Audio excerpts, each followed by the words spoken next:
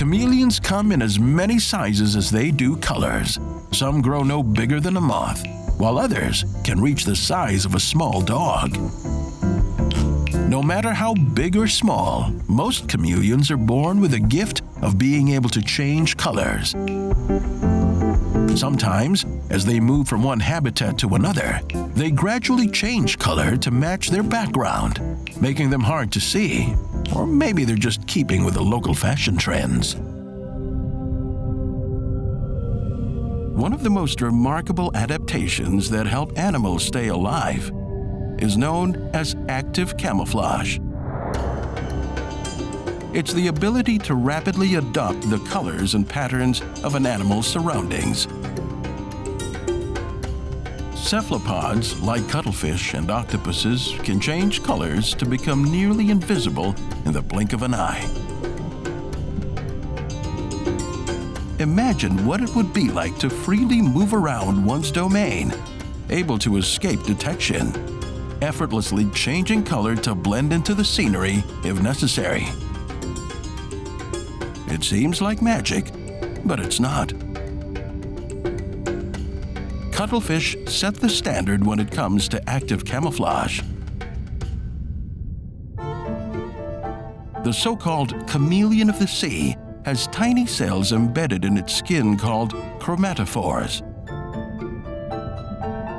Triggered by its nervous system, these electrified cells expand and contract, changing the color and brightness of the animal and reflecting the colors of the ocean that it can't create itself.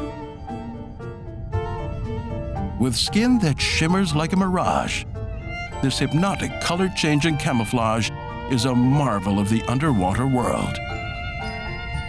Its natural cloaking device is designed for one deadly reason: to attack unsuspecting prey.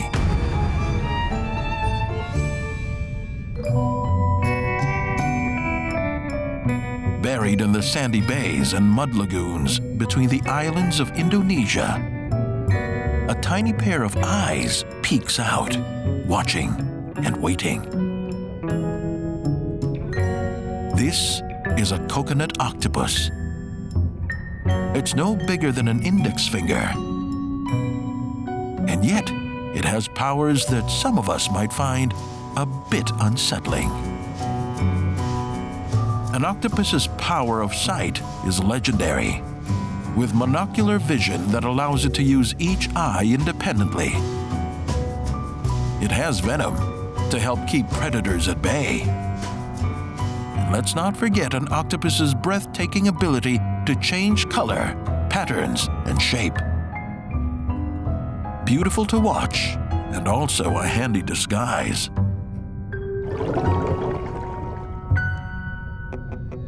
This multi-limbed crawler has another exceptional skill.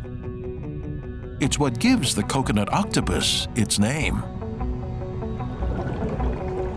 The coconut octopus uses empty coconut shells and clam shells to accomplish an incredible feat. It constructs a shelter. The coconut octopus is the only invertebrate known to collect and hang on to objects, like building materials, for future or potential use.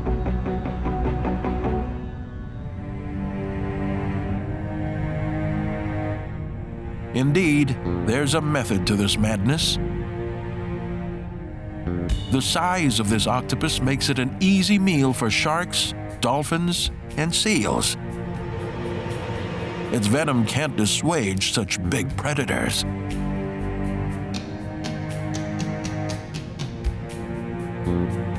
So for this little guy, building an elaborate fort out of cast-offs can mean the difference between life and death. Researchers believe this ability to use the shells is an indication of the coconut octopus's high IQ. And the cunning octopus knows that 4 walls work better than 3.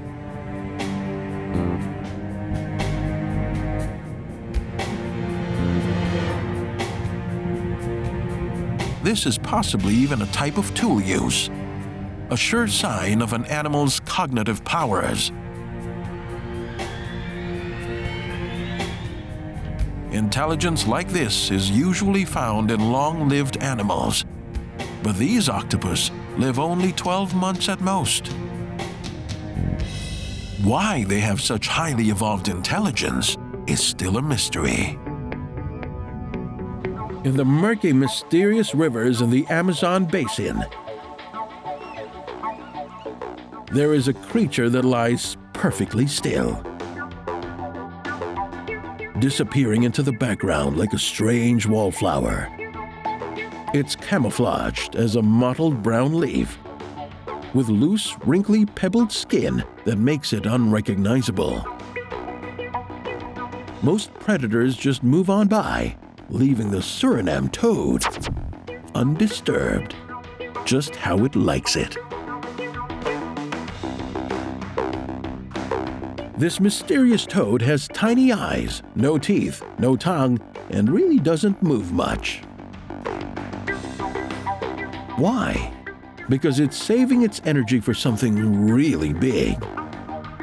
When a Suriname toad does move, it is surprisingly acrobatic.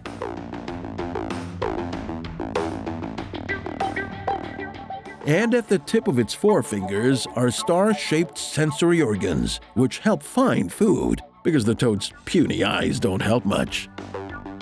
These sensory organs detect movement and help the Suriname toad pounce when something catches its attention. Maybe because of those tiny eyes, though, their accuracy can be a little off. The tawny frogmouth may be one of nature's best examples when it comes to avoiding detection. This large-headed bird, often confused with an owl, lives in eucalyptus and acacia forests across Australia and parts of Papua New Guinea. It's famous for exhibiting a behavior called stumping. Its preferred perch makes it indistinguishable from a tree stump. The frogmouth is nocturnal. During the day, it rests on low-hanging tree branches, hoping not to be seen. But not any old branch will do. The frogmouth prefers one that is rotten or broken. The damaged branch means the frogmouth can sit on the stump, angling its body and beak to follow the natural form of the tree. By extending its body, the frogmouth is mimicking the branch.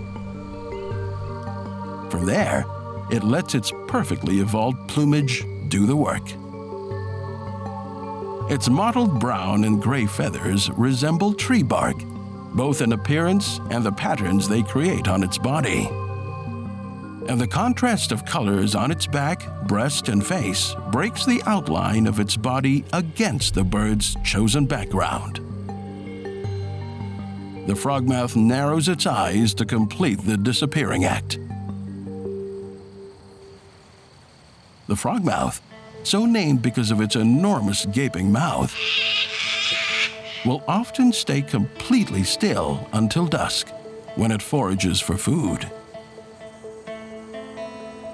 Despite being a weak flyer, it has excellent eyesight and hearing, and hunts insects while on the wing. It can latch onto its prey with its powerful claws. The frogmouth also has tufts of stiff feathers called rictal bristles at the base of its beak. The bristles complete the frogmouth's camouflage by helping to obscure its mouth. It's thought that these bristles also help direct prey away from its eyes and toward its gaping mouth. Through impressive camouflage and its ability to sit still for hours on end, the frogmouth transforms itself into a living branch. Its entire body and defining features are an extension of the tree it lives in. Such is the power of disruptive coloration. The saying goes, "You are what you eat." And this insect truly takes that to heart.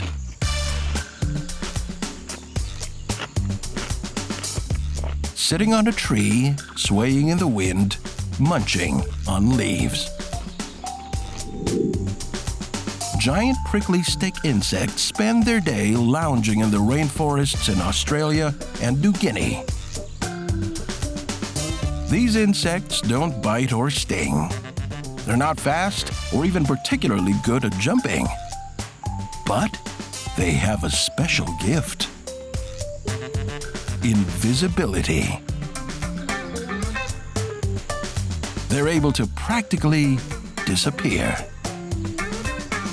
Here, a whole family of giant prickly stick insects is hiding among the trees.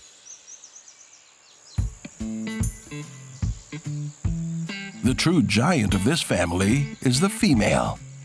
She can be up to 8 inches long. Her wings, tiny by comparison, are unusable. Oh yes, she's prickly to the touch too, covered in defensive spines. If she needs to put up a fight, she can curl her tail and make herself look like a scorpion. She doesn't have a stinger, but she does have a wicked perfume. When threatened, a female can shoot out a distinctive scent. Predators find it repulsive, but to humans, it smells like peanut butter or toffee. This tiny stick insect nymph will likely grow up to be just like her mother. Identical, in fact. If there are no males around to mate with, the adult female can create clones of herself, laying eggs that hatch 9 months later into more females, just like Mom. The male giant prickly stick insect isn't quite so giant. He weighs about half as much as his mate. He's not only smaller and thinner than a female, but he also lacks her tiny protective spines. But what he does have are wings that can carry him. Males are excellent flyers. Rounding out the family is this baby stick insect. It's only a few days old, and already it's gone through some big changes. When it was fresh out of the egg, it was well camouflaged, though not masquerading as a stick, but as an ant. Ants are notoriously unpalatable to other insects, so a newly hatched giant prickly insect can take refuge in its disguise. Eventually, it'll grow a face like this. A face that only a giant prickly stick insect mother could love. It may not be charming to us, but it's perfectly suited to its herbivore lifestyle. These insects use the finger-like appendages on their faces to hold and tear small pieces of foliage, preferably eucalyptus leaves. That's where these strange giants prefer to spend their time, hidden among the leaves, swaying without a care in the world. Hidden beneath this black volcanic sand lives a frightening-looking fish. This bug-eyed, toothy menace resembling a human skull is called a stargazer. More than a few divers have been flustered by its gruesome teeth and skull-like face.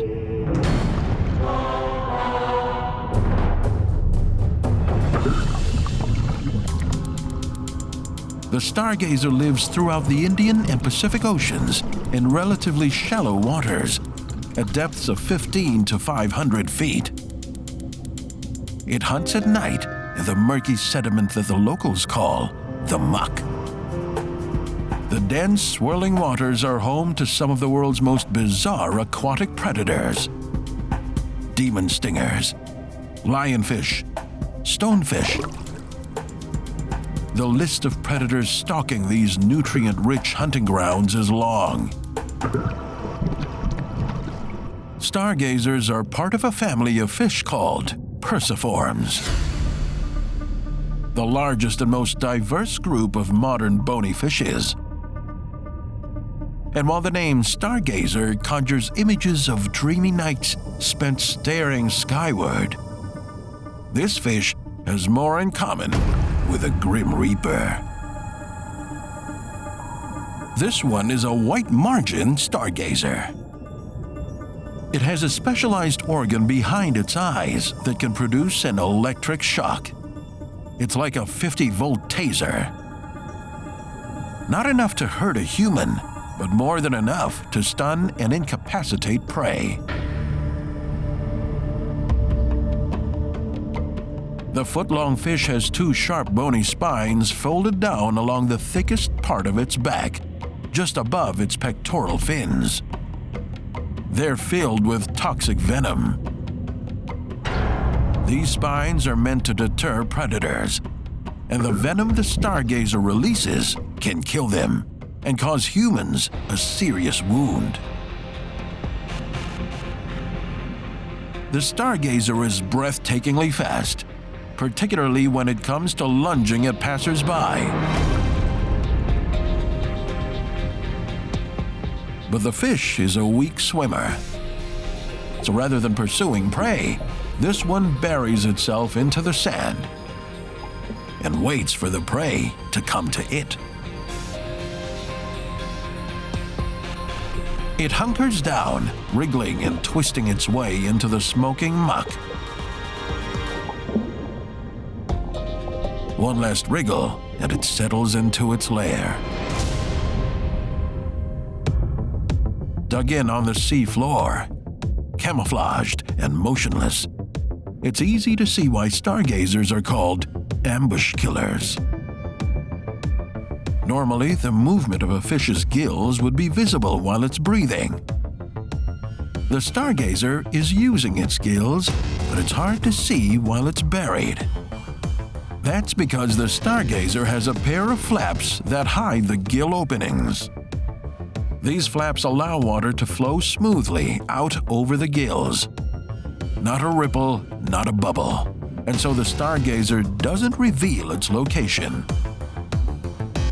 The stargazer waits motionless until some kind of prey, usually a fish, swims above it. The only movement? Its top-mounted eyes, gazing starward, tracking every move. Game over. The huge upward-facing mouth is its main weapon. And that jagged row of teeth like bumps known as cirri act like a zipper, preventing sand from falling into the stargazer's mouth. The ambush itself is lightning fast. One of the deadliest of all the ambush killers is seemingly delicate as a flower. The brightly colored orchid mantis. About the size of a lipstick, it has evolved to look like the pink and white flowers found in its natural habitat in Southeast Asia. Its flattened and heart-shaped legs exquisitely mimic the flower's petals. Exotic and otherworldly, it's no wonder early civilizations thought the mantis had supernatural powers. But the orchid mantis is also a stone-cold killer. Its beauty masks its true intent: getting a decent meal. Researchers call this type of concealment aggressive mimicry. By resembling something harmless and attractive, the orchid mantis can draw its prey to it. Pollinators like bees, flies, and moths are lured by the promise of nectar. A small black spot on the mantis's abdomen resembles a fly and further tricks flying insects into believing that an easy meal is within reach. But really, these incoming insects are the easy meal. Emperor scorpions are a scary sight, creeping and crawling with pincers and stinging tails. Their black color blends with their burrows, allowing them to wait and ambush their prey. But at night, it's a different story. Under the UV light of the moon, they glow. Now, why would they do that? In the wild, they live in the humid rainforests and dry savannas of West Africa and have a most terrifying reputation.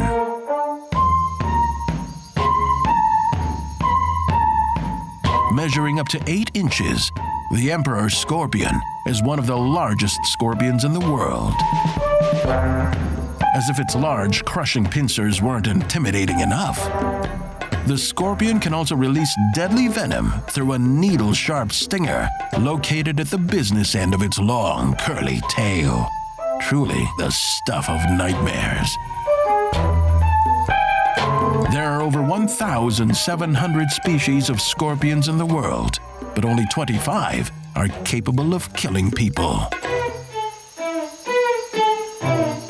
The good news is that the emperor's venom is one that generally isn't fatal, though it can be extremely painful. But the emperor's scorpion certainly makes short work of anything else unlucky enough to cross its path. When it hunts termites, its favorite food, it crawls out of its burrow and uses its dark coloring as camouflage. Thanks to rows of sensory hairs that cover its pincers and tail, the emperor scorpion detects prey through vibrations in the air and ground.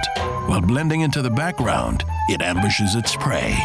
Then, using its massive pincers, proceeds to rip the victim's body to shreds.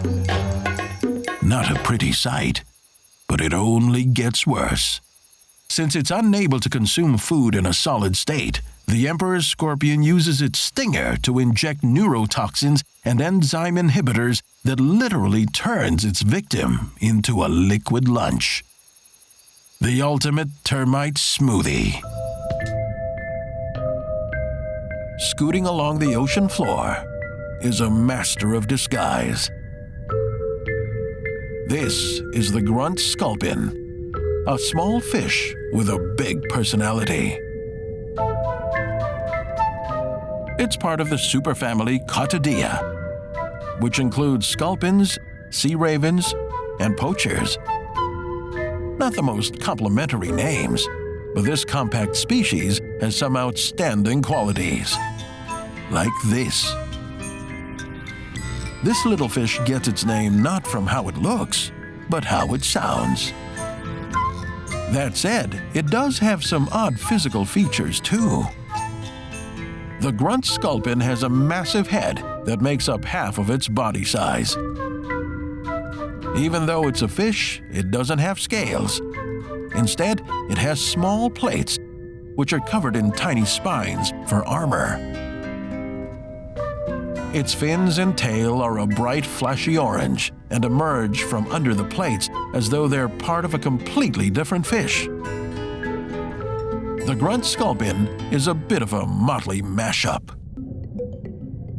This curious appearance helps it blend in with the scenery. It lives in tide pools, rocky areas, and high-current coastal waters in the cool North Pacific Ocean. These are habitats favored by giant barnacles. And so this odd hunchback fish has adapted to live in empty barnacle shells. When it's all tucked in with just its head sticking out, predators can't tell the difference. And if just its flashy orange tail sticks out, it looks like a barnacle feeding. If barnacle shells aren't available, the grunt sculpin will just as happily use bottles, cans, and other ocean floor debris to hide away. It prefers to stay out of sight, because racing away from predators is barely an option. The grunt sculpin's movements are awkward at best. It doesn't quite swim, but instead scuttles across the ocean floor on the tips of its finger-like fins, twitching, hopping, and strutting over rocks. Awkward and lurching, maybe, but this fish can cop an attitude. The grunt sculpin is territorial and aggressive. One of the ways it communicates is the grunt. Researchers believe it's a territorial call. The female is the true bully of this species, especially at mating time. The female chases a male into a barnacle shell, trapping him in there while she lays her eggs. Then he has no choice but to fertilize them. With a devil-may-care attitude, she saunters off, leaving him to guard the nest. This sassy fish is a carnivore that feasts on tiny crustaceans, plankton, and larvae on the seafloor. Its long bill-like snout has thick lips and tiny teeth, perfect for getting into all the nooks and crannies in its habitat. And that's ideal for a tiny sea creature that will only ever grow to be about 3 inches long. There aren't any other fish quite like the grunt sculpin. As the only member of the fish family Rhamphocottidae, this strange-looking fish is truly one of a kind. Everyone knows the chameleon can change colors, but it's why they do it that everyone keeps getting wrong. These strange creatures have secrets in their skin, eyes that pivot in all directions, and the fastest tongues around. Decked out in vivid greens, electric blues, sunburst orange, and a full rainbow of colors and hues, chameleons are one of nature's true fashion plates. It's as if they were designed for the great runways of Milan and Paris.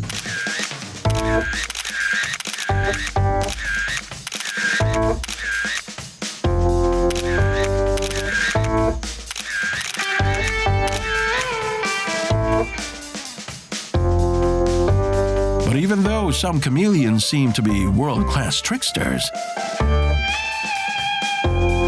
incredible escape artists with uncanny ability to hide in plain sight, they are actually trying to be seen more. Almost half of the world's 180 species of chameleons live on the African island of Madagascar. Chameleons come in as many sizes as they do colors. Some grow no bigger than a moth, while others can reach the size of a small dog.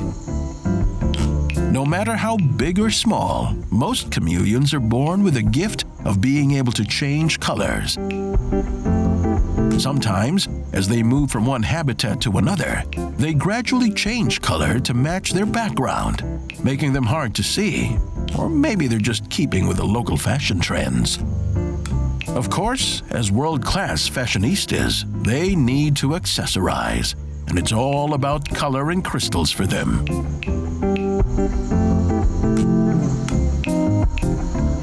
Chameleons are born with special microscopic crystals under their skin. By changing the space between those nanocrystals, they can manipulate how they reflect or absorb light. Combined with their natural yellow skin pigment, they are able to form the colors that we see, just like when we mix different paints together. So, when a chameleon's feeling safe, a message from its tiny brain tells the nanocrystals to reflect blue and green, which combined with the yellow skin pigments creates green, the most common color for a chameleon that is just chilling out. And green is all the rage in the jungle. On the other hand, when all hell breaks loose, they make their crystals reflect higher wavelengths, like red or orange, which makes them look somewhat orange to us. But not all chameleons can pull off such a drastic color change. Some just get darker when they get excited, which in terms of tricks is still not too shabby. The big question is, why even bother changing colors? There are several reasons. For some chameleons, one reason has to do with being cozy. Since dark colors absorb heat and light repels it, some chameleons may actually dial the colors up or down until they reach their comfort zone, a process called thermoregulation. So as the sun beats down at high noon, the chameleon gets brighter and cooler. And when the sun goes down, their skin gets darker to warm up. Another reason chameleons change color? It's about good communication. Between chameleons, coloration is used to great effect to express dominance over rival males or to win over finicky females during courtship. In fact, sometimes males will face off in a duel, and the brighter chameleon wins, as the more submissive male generally goes brown or gray to communicate surrender. A few chameleons can also change colors to disappear from predators. If they successfully blend into the colors and patterns of their surroundings, they may be overlooked. A few even change their colors to match what their attacker sees. When they're being hunted by birds, they seem to be more careful about matching the background below them. While if a snake is onto them, they will change to match the sky. No matter who is after them, they're almost always wearing the right outfit. But camouflage isn't always a sure thing. So it also helps to keep an eye out for danger. And in that department, chameleons have it pretty well covered. Chameleons have the most unusual eyes of any reptile. Their upper and lower eyelids are actually joined. Their pupil looks through an opening the size of a pinhole. The most amazing thing is that each eye can pivot and focus independently, allowing the chameleon to observe two different objects at the same time in a 360-degree arc. In a thick jungle where predators can be moving fast from several directions, that can be handy. And their eyesight is pretty good too. They can actually see small insects from as far as 30 feet away. And if their eyes tell them it's time to split, they can move pretty well. A chameleon's feet are highly adapted to moving around in the lush jungle. They have 5 toes. 3 outer toes grab the outside of the branch, and the 2 inner toes act like thumbs. Most also have prehensile tails that can wrap in coils around limbs to help them maintain their balance. While a chameleon isn't exactly built for speed, when it comes to hunting, it doesn't have to be. It just needs to be accurate. That's because it's equipped with an amazing tongue that's up to twice the length of its body. All it has to do is shoot its tongue out like a fleshy harpoon and bring in its tasty meal. For some species, the tongue can reach the prey in 0.07 seconds. Now that's grabbing a quick bite to eat. Like a living mood ring, the chameleon reflects how it's feeling in its colors. And like a good fashion designer, it's able to command both light and color. It is truly a sight to behold, if you can see it.